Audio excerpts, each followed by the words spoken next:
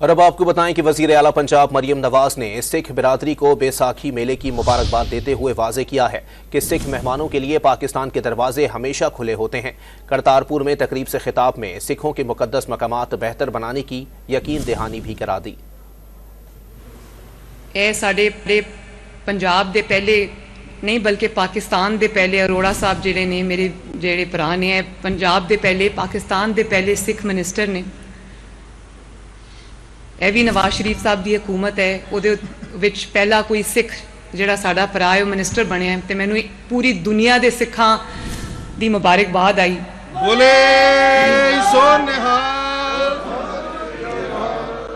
जो पार्लीमेंट च मैं इन्हों बैठे देखनी है मैनू बड़ी खुशी होती है।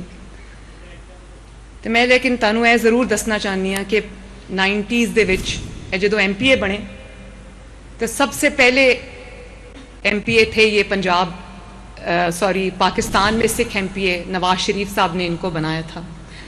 तो इन्होंने कहा कि जो सड़क वेखो मोटरवेज देखो तरक्की देखो तो तुहानू नवाज शरीफ याद आता है।